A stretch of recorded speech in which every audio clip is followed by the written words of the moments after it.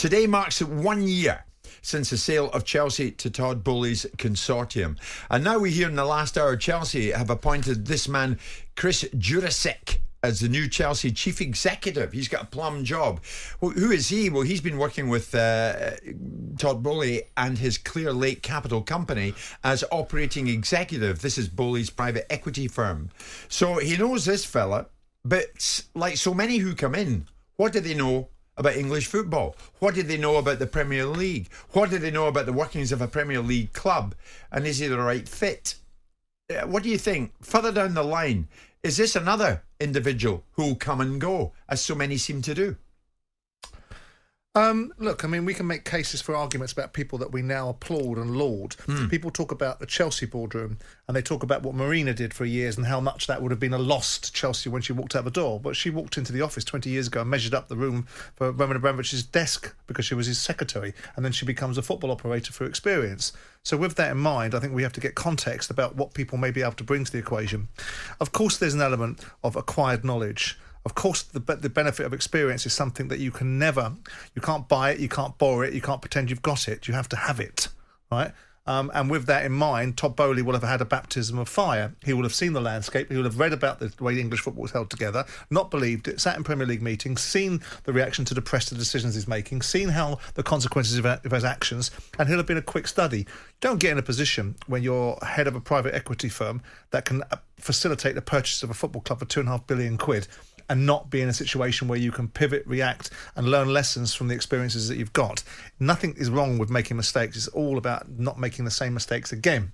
Yeah, they were fairly spectacular mistakes, though. Well, like, here's the thing, you need a striker. Here's the thing, you spent a fortune, and you've got worse. You have to suggest that there are other people that were part of that equation as well, in terms of, I don't understand the thinking of coaches coming in and not suggesting that they must have a striker in the January transfer window as a matter of course, and that situation not being resolved. I mean, it does feel like there's a little bit of lunacy there.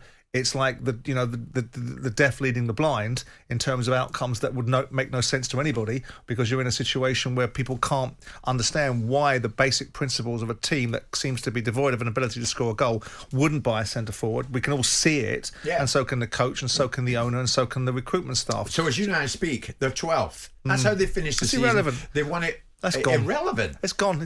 Irrelevant. It's irrelevant. Chelsea have had a bad season. They had a bad season 6 years ago. They came back and won the league. It's a bad season. It happens. It's hugely pertinent to the whole thing. No, it's not, because the only thing that worries Chelsea or wouldn't worry Chelsea is the financial ramifications of it. We couldn't care less, Boehly.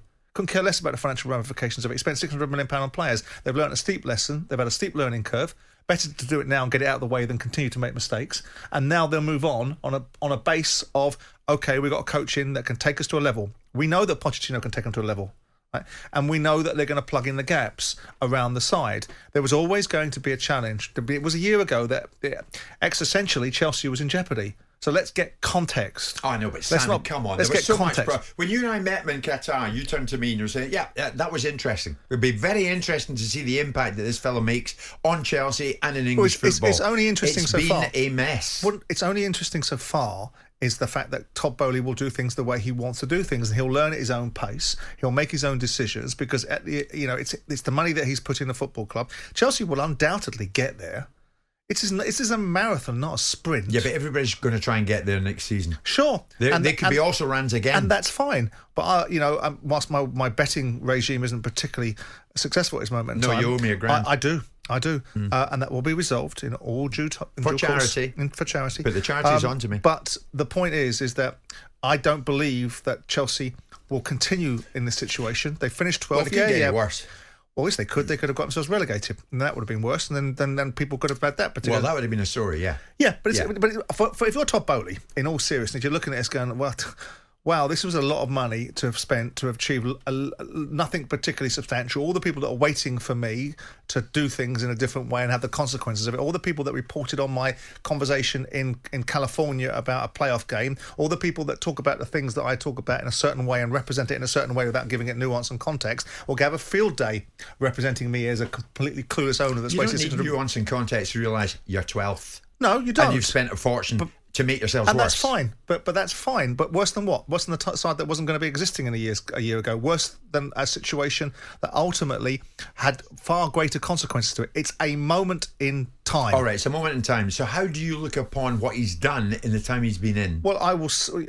First and foremost, he's spent far too much money on players than I'd like to be seen spent, because what that does is it gives ridiculous observations like Ten Hag credibility when he pops up with his particular brand of drivel about how much money Man United should have spent or needed to have spent because it didn't go again in the January transfer window after spending 250 million in the August window, because they can compare left and go, well, look what these guys are doing over here. They spend 600 million pounds. Is that the new horror story that we've got to go to? That's what I don't like Boehly for. The idea that he can put players on longer term contracts. Well, we'll see if that works out, because if your recruitment policy is right and the culture and ethos of these players is right, why would that be a problem? They had Frank Lampard for how long? They had John Terry for how long? They've had other players at that club for how long? So whilst I don't think he did it for that reason, I think he did it for the reasons of being able to protect himself against a spend pattern that they wanted to have to build a base. Let us see. You're giving him a pass here. You know that. I'm not giving him a pass. Name me one positive that he's done since he's been in. Not a lot. Not a lot. What can you say? I think the players have been a disgrace. I think the management has been poor. I think Frank Lampard not only diminished his own reputation, he wasted everybody else's time whilst he was there. So I think there's no wins. The only win will be is if Boehly has now looked at it and gone, okay, I need to do things slightly differently. Because if he'd have got half a win this year, if he'd have finished sixth in the league, he'd have had half a win. Or if he'd have got into Europe in some shape or form by making a hodgepodge of other people's inadequacies in the league, like the Liverpools that haven't done well this season, then he'd have gotten away with it. Because it's been so stark and so glaring, the challenges to the decisions that he's made, and I think he's made them for the right reason, and I think he's made them with the right agenda, but the wrong outcomes have come because they've not been steeped in the right balance of thinking. Now, I think you'll find that the base that Pochettino comes in, because these players can't argue, they stunk the place out. There's no dispute here. There's no debate about who did what, when and why. Pochettino can come in and he can go through them like a dose of salts. He can get to the bottom line quick. He can get the group of players around him that he wants. He doesn't have the financial troubles of other football clubs where he's going to be having a resistance from the owner about buying players and trading players. They're going to trade players. They're going to clean it up. And I'm telling you, you're going to see a polished Chelsea come out next season. So, and not because I want it to be either, because I think there's a lot of things about Chelsea that I don't like.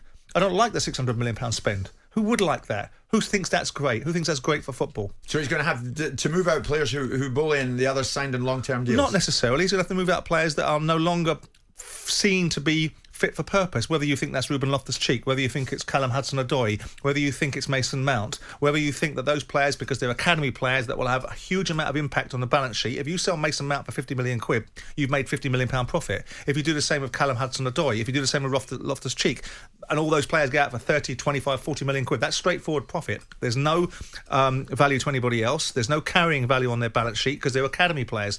So they make decisions that will be based upon the economic returns if the players aren't deemed to be good enough. Yeah, but that's not brilliant business. They're doing it because they made a holics of it elsewhere. No, that's great business. Because those players have not featured, with the exception of Mason Mount. Do you think they were always planning to sell all their academy stars? Don't think so. No, but I think it's part and parcel of the situation that you have when you have a big football club and you produce lots of players coming through. In the ideal world, you get a balance between young players coming into the team that are from your academy, so it gives the fans something to relate to at the same time as proves the concept of youth development inside your football club for the right reasons, and then you balance it off with high-end players that are supposed to perform at the high end. They've been forced into doing it.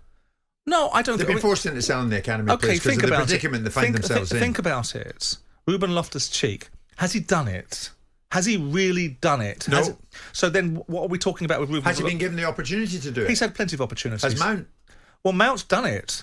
But the situation with Mount is that they don't want to pay him £250,000 a week. Whatever you think of that, whether you like it or you don't like it, whether Danny Murphy agrees with it or not, the principles of that's how much he's asking for. There's obviously a particular situation surrounding that. Callum Hudson-Odoi. Thomas Tuchel was constantly berating Hudson-Odoi. People were saying on the sidelines, hang on a second, what's he doing with his kid? He's ruining him because he's berating him so much. So these are players that have not effectively done it under a manager that other people want to lionise.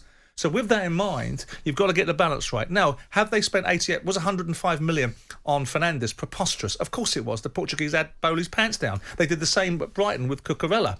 And, in terms of 60 million quid, and Man City wanted to pay 50. But these are all the lessons that Todd Boehly is learning on other people's time, but ultimately with his dime. What did you learn in your first year at Palace? Because I'm trying to get to where Boehly is now. What was the most important thing you learned? Well, you learn about the language of the industry that you're in. Every industry has a unique language. The media has a language that's unique to itself. Every industry, commercial, has a language that's relatable to the subject matter of the industry that you're in. And football has its own. And what you do is you begin to learn who is what, when and why, who's valuable, who you should be listening to, who's there for their own reasons, who talks absolute nonsense, how the industry and the mythologies are held together, and you start to go, well, I get it more. You start to understand, not respect, you start to understand the unique machinations of football and how it works, because the media component part, the broadcasters, the establishment in terms of the... It's all pretty predictable. You know what you're getting into. No, of course you don't. It's all pretty predictable. How the media works. No. The manner in which you interact with the media, the way the media will represent you. I thought the same way. If you're a forthright stinker, literally, if you are a forthright thinker right, and a forthright speaker, right, which I was like, bang, this is what I want. I want a team that's winning. What the media do goes, oh, interfering chairman, bully, know nothing. Flash, right? Well, I'm none of the above. I'm just very strong, and I want my team to be such. You're a bit Flash. So you've got to learn. I wasn't. So you've got to learn that game. You've got to learn how to position yourself in a certain way, because even more so now with social media, the world has changed around football. Then you've got the culture of players, because you can't believe what you're listening to. You cannot believe some of these players' attitudes. You cannot understand how the agents work. You cannot understand that the very people that are supposed to be on your side are the very people that are against you. You're supposed to be fighting against the opposition, not your manager, not your players, not your own supporters. And those all come into a mix of a Venn diagram. You go, right, in the middle, now I understand better. I understand when to speak, when to be quiet, how I'm going to be represented. I understand how an agent works and what their motivations are, because the agents will have you believe that they're doing things in a certain way when all ends are working against the middle. And all of those things are a steep learning curve. And once you've got your balance in the room, then you start saying, I don't want to be in a room anymore. I'm the money. I'm not walking into a room with another football club or an agent to negotiate a deal. I want someone else to do that for me. Because if I do it, I'm the money in the room. I don't need to be the money in the room, because I've got to say yes and no or walk out and consider it. If I'm the money, I haven't got to consider it, because I'm the money. I've got to give yes or no. Whereas if I've got a chief executive in there, he can say, well, the old man won't let me give that, but let me do that deal. I've got to go and refer to him. Yeah. So all of those things. It was good you learned to be quiet a bit. Well, I think there's times to speak, isn't there? And that's the difference between a fool and someone that's not a fool, is they know when to speak and when to be quiet. I've finished now. Can we go to the break? Can we go to the break? Simon's quiet now. Jim White and Simon Jordan. Monday to Friday mornings from 10. On AM, on DAB, via the talkSPORT app and on your smart speaker. talkSPORT.